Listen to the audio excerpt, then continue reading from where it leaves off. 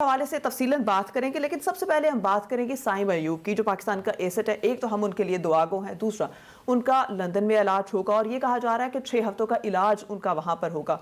सवाल अहम यहाँ पर ये है, 6 हफ्तों के बाद जब उनका प्लस्तर उतरेगा तो क्या वो चैंपियंस ट्रॉफी के लिए अवेलेबल होंगे? अगर नहीं होते तो फिर दूसरी ऑप्शन क्या है?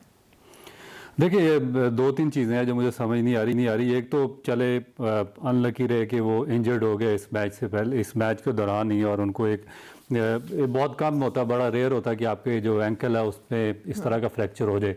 मगर अब जब एक चीज़ हो चुकी है तो मेरा ख्याल है कि 6 या 7 वीक उसका एक रियल टाइम होता है, और किसी भी स्पोर्ट्समैन को जल्दी नहीं करनी चाहिए। जब तक आपका रिहेबिलिटेशन प्रोसेस मुकम्मल नहीं होता, इंजरी आपको होगी, आपको पता है कि जो आपका फ्रैक्चर है वो हील होगा, उसका एक टाइम है 7 वीक का। जब किसी भी हड्डी के जोड़ने का ये एक राइट टाइम होता है, तो उसके बाद फिर आपका ये प्लस्तर है वो उसको उतारते हैं और फिर रिहेबिलिटेशन में वापस डालते हैं, फिर उस पर वेट डालते हैं, उसकी एक्सरसाइज करवाते हैं, उसमें थोड़ा सा स्ट्रेंथ लाते हैं और फिर उसको इस काबिल करते हैं कि बंदा ग्राउंड में जाकर खेलने के काबिल होता है। इससे पहले देखिए, मैंने आज चेयरमैन साहब का बयान सुना कि हम उसको चैंपियन ट्रॉफी के लिए तैयार करेंगे, हम उसको लंदन भेजेंगे, साथ में उनके वो हेल्पर के तौर पे। यहाँ पर एक सवाल मैं कता कलामे के लिए माजरत चाहती हूँ कि उन्हें एक तो हेल्पर के लिए अजहर महमूद साहब उनके साथ जा रहे हैं, तो वो क्या असिस्टेंट कोच हैं, हेल्पर हैं, वो क्यों मतलब किस उसमें जा रहे हैं? अच्छा, सेकंड ये, क्या पाकिस्तान में अच्छे डॉक्टर्स नहीं है? मतलब यहाँ जो भी कोई बीमार होता है वो फौरन भाग के लंदन चला जाता है। देखिए, बेसिकली होना तो यहाँ पे चाहिए कि आपका जो इलाज है वो यहाँ पे ही होना चाहिए, और जो पाकिस्तान का मेडिकल पैनल है वो इतने कॉम्पिटेंट लोगों पे मुश्तमिल होना चाहिए कि वो सही तौर पे आपका इलाज भी कर सकें, आपको गाइडलाइन भी दे सकें, और फिर जो सबसे जो मोस्ट इंपॉर्टेंट पार्ट होता है रिहेबिलिटेशन प्रोसेस किसी भी स्पोर्ट्समैन का, उसको उसमें से प्रॉपरली गुजार सकें। मगर अनफॉर्चुनेटली हमारा जो एक कल्चर रहा पाकिस्तान क्रिकेट बोर्ड का और इस ऑर्गेनाइजेशन का, वो स्पार्शी कल्चर है। हम जो पीछे हम किसी की कोई पोलिटिकल बेस होती है, किसी की कोई बेस होती है, उस पे हम डॉक्टर्स को भी अपॉइंट करते रहे, कोचेस को भी अपॉइंट करते रहे और मैनेजमेंट को भी अपॉइंट करते रहे। हमारे कोई इतने कोई आप कॉम्पिटेंट लोग हैं नहीं कि जो हमारे किसी स्पोर्ट्समैन को सही तरीके से ट्रेन कर सकें, उसको इंजरी प्रिवेंशन का तरीका पहले बता सकें, या उसको इस चीज़ से प्रिवेंट कर सकें, या अगर कोई इंजर्ड हो जाता तो फिर उसको प्रॉपरली रिहेबिलिटेट करके उसको वापस ला सकें। इसी वजह से हमारे इससे पहले 2 फास्ट बॉलर सफ़र किए हैं। इसका शाहीन अफरीदी का लिगामेंट इंजर्ड हुआ, उसके बाद वो अपनी प्रीमियर पेस वापस नहीं ले सके। नसीम शाह का केस है, उसका रोटेटर कफ इंजरी हुई है, उसके बाद अभी तक वो स्ट्रगल कर रहे हैं, उनकी पेस 148 तक थी। बाकी दुनिया में भी इसी तरह होता है, जो बाकी क्रिकेटर्स हैं उन्हें इंजरी होती है, तो क्या उनकी भी परफॉर्मेंस में फर्क पड़ता है? नहीं, बिल्कुल नहीं पड़ता, क्योंकि उन्होंने प्रोफेशनल लोग रखे होते हैं। उन किसी भी जगह पे इतने स्पार्शी आपको नहीं मिलेंगे जितने आपको पाकिस्तान क्रिकेट बोर्ड में मिलेंगे। मैं आपको मिसाल देता हूँ, इसकी जो बुमराह है, इंडिया के मोस्ट प्रीमियर फास्ट बॉलर, अभी उन्होंने जो बॉर्डर गावस्कर ट्रॉफी हुई है ऑस्ट्रेलिया के खिलाफ 32 उन्होंने विकेटें ली हैं, तो उनको 3 दफ़ा फ्रैक्चर हुआ। जो हमारे जो प्लेयर्स हैं उनको इतना ज़्यादा सीरियस इंजरीज नहीं हुई है, मगर बुमराह को, क्योंकि अगर आप फास्ट बॉलर हैं तो आपकी सारी बॉलिंग बेस करती है आपकी बैकबोन पे। अच्छा। और उनकी बैकबोन 3 दफ़ा फ्रैक्चर हुई है, 3 दफ़ा उनको वापस रिहेबिलिटेट करके वापस लाया गया, और अब वो इंडिया के नंबर, ना सिर्फ इंडिया के बल्कि पूरी वर्ल्ड के तीनों फॉर्मेट के वो नंबर 1 बॉलर हैं। हमारे बेचारे एक छोटी छोटी इंजरी होती है, लिगामेंट की हुई है, किसी के रोटेटर कफ की हुई है, किसी की एंकल की हुई है, ना वो दोबारा रिहेबिलिटेशन उसकी प्रॉपर हुई है, ना वो दोबारा प्रॉपरली फिट होके ना वो पेस गेन कर सके। हम ये कह सकते हैं कि लंदन के डॉक्टर अच्छे नहीं है। देखिए, इन्होंने लंदन भी भेजे हैं। देखिए, असल चीज़ ये नहीं होती, असल चीज़ ये होती है कि आपने किस माइंडसेट के लोग यहाँ पर रखे हुए हैं। वो तो इलाज करके देंगे। आपका जो साइम अयूब को आप लंदन भेज रहे हैं, वो क्या करेंगे? यहाँ पे भी डॉक्टर ने प्लस्तर करना, वहाँ पे भी करता है। अच्छा। रिहेबिलिटेशन असल चीज़ ये है कि उसको जब आप फिटनेस वापस ले सकते हैं, उसमें आपका जो पूरा टाइम आपको है, उस टाइम को वो पूरा करते या नहीं करते। शाहीन अफरीदी का भी टाइम इन्होंने पूरा नहीं किया, उसको वर्ल्ड कप में पहले ले आए, रिहेबिलिटेशन प्रोसेस उसका अभी वे में था। नसीम शाह को भी जल्दी इन्होंने किया, तो दोनों अब अपनी पेस गेन करने में नाकाम रहे हैं। अब मैं चेयरमैन साहब का बयान सुन रहा हूं कि हम इसको चैंपियन ट्रॉफी से पहले फिट करना चाहते हैं। भाई, अगर उसका जो एंकल है वो फ्रैक्चर हो गया, एक फ्रैक्चर किसी तो भी 7 वीक से पहले हील अप नहीं होगा। 7 वीक उसको हील अप के लिए लगेंगे। उसके बाद जब प्लस्तर आप उतारेंगे उसका, फिर उसको दोबारा स्ट्रेंथ एंड ट्रेनिंग की जरूरत होगी।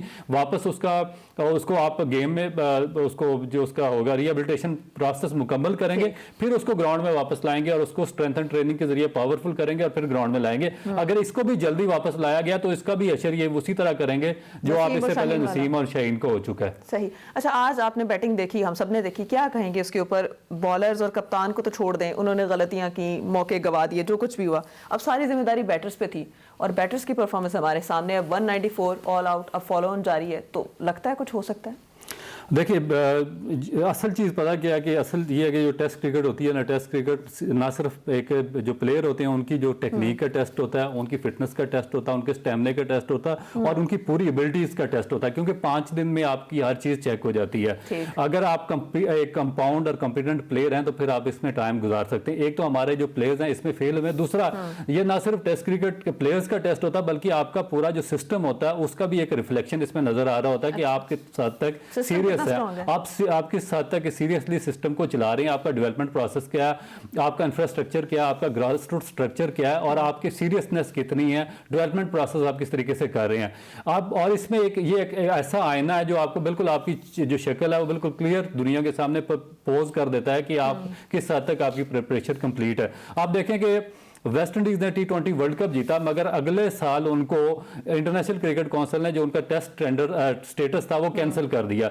इसी तरह श्रीलंकन टीम T20 के फाइनल में पहुंची, मगर उन्होंने नेक्स्ट ईयर उनको उनकी जो स्टेटस था वो भी कैंसिल हो गया। वजह क्या थी कि टेस्ट क्रिकेट में उतना ज्यादा फोकस नहीं थे और वो उसको बाई ग्रांटेड ले रहे थे, जिस तरह हम अभी ले रहे हैं। हम क्या करते हैं, लास्ट ईयर भी इसी तरह हुआ, उससे पहले भी इसी तरह हुआ और इस साल भी इस तरह हुआ है कि हमारे पहले 3 मैचेस हमने खेले और 3 मैचेस के बाद हमारा यह था कि हम वर्ल्ड टेस्ट चैंपियनशिप के फाइनल से पहले ही बाहर हो चुके होते हैं और उसके बाद फिर फार ग्रांटेड बाकी सीरीज खेल रहे होते हैं दूसरी टीमों को प्रैक्टिस करवाने के लिए।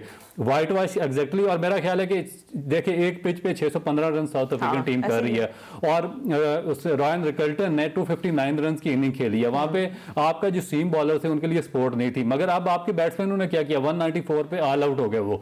यानी कि एक बैटिंग पैराडाइज पिच पे भी आपके जो बैट्समैन है वो 200 रन स्कोर नहीं कर सके। और मेरा ख्याल है कि ये एक शराफत है साउथ अफ्रीकन कैप्टन की कि उन्होंने इनको दोबारा बैटिंग करवाई है। अगर मैं कैप्टन होता तो मैं खुद दोबारा 615 के बाद बैटिंग करता।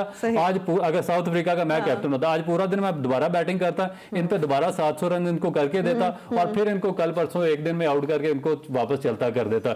ये मेरा ख्याल कि बहुत शरीफ आदमी है, उन्होंने इनको दोबारा फॉलो ऑन करवा के बैटिंग का मौका दिया कि दोबारा 420 रन कर ले। अच्छा राव साहब, वो जो बाबर आजम है हमारा 266 उसने हाईएस्ट स्कोर किए, वो किधर गया बाबर आजम? आज भी देखें 58 जो हम कल परसों बात कर रहे थे कि बाबर अपनी 50 सिक्योर करता और फिर साइड पे हो जाता है। रिजवान को देखें 46, साइम अयूब नहीं था, कितना नुकसान हुआ? देखिए बड़ा नुकसान हुआ क्योंकि मोस्ट प्रीमियर आपका प्लेयर है साइम अयूब और स्पेशली इसको इसलिए बाबर में भी तो बड़ा रिलाय करते थे ना और फिर ये भी कहते थे कि कप्तानी का प्रेशर है इस वजह से परफॉर्मेंस बेहतर नहीं है। अब तो कप्तानी भी नहीं है, अब क्या मसला है?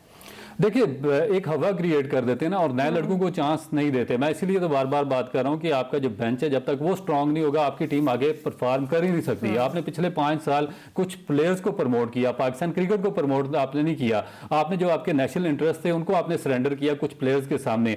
आज उसका एंड रिजल्ट ये निकल रहा है कि आपके पास रिप्लेसमेंट नहीं है, आपके जो 4 बॉलर्स हैं वो टेस्ट क्रिकेट खेलने के काबिल नहीं है, मगर आप उनको जबरदस्ती खिलाए जा रहे हैं और किसी एक का भी एक्शन परफेक्ट नहीं है जो मुताबिकत रखते हो इन पिचेस के साथ। अब देखिए कि साउथ अफ्रीका ने जो उनके पास बेंच स्ट्रांग था तो उन्होंने अपने जो प्रीमियर जिन्होंने पिछले मैच में परफॉर्म किया था, बॉश और पैटरसन, दोनों को उन्होंने साइडलाइन किया और जो नए लड़के खिलाए हैं उन्होंने भी आज परफॉर्म कर दिया इस फ्लैट ट्रैक के ऊपर। हमारे पास तो कुछ भी नहीं है, एक तो हमने स्पिनर्स डाले नहीं है, जो स्पिनर्स की पिच थी यहाँ से लेकर ही नहीं गए। हम अपने आप को जस्टिफाई करते रहे कि वो जी सीम बॉलर्स के लिए साउथ अफ्रीकन की पिचेस आइडियल हैं और वहां पे सीम बॉलर्स खेलेंगे, मगर एंड रिजल्ट वहां पे क्या निकला कि जब आपके पास हुआ कि आपके पास फ्लैट पिच चाहिए स्पिनर्स के लिए, आपके पास स्पिनर मौजूद नहीं था, आप साजिद खान को यहां पर छोड़ के गए और जो स्पिनर वहां पे था आपने उसको टीम में शामिल नहीं किया और जो पार्ट टाइम स्पिनर आपका आगा सलमान उससे आपने 40 ओवर करवा दिए और उसने 3 विकेटें भी ली हैं। तो इसका मतलब है कि आपकी तो स्ट्रेटजी रॉन्ग है। और फिर जो हमारी मैनेजमेंट है वो क्या करती है, अब वो ये क्या करेंगे, अब टेस्ट सीरीज में व्हाइट वॉश होंगे, बुरी तरह आ रहेंगे, 1-2 यहाँ पे मीडिया पे आके सोशल मीडिया पे स्टेटमेंट देंगे मैंने ये कर दिया, इस तरह इंग्लैंड के खिलाफ गलतियों से सीखा होता। तो देखिए आज 3रा साल है, पाकिस्तान ना होम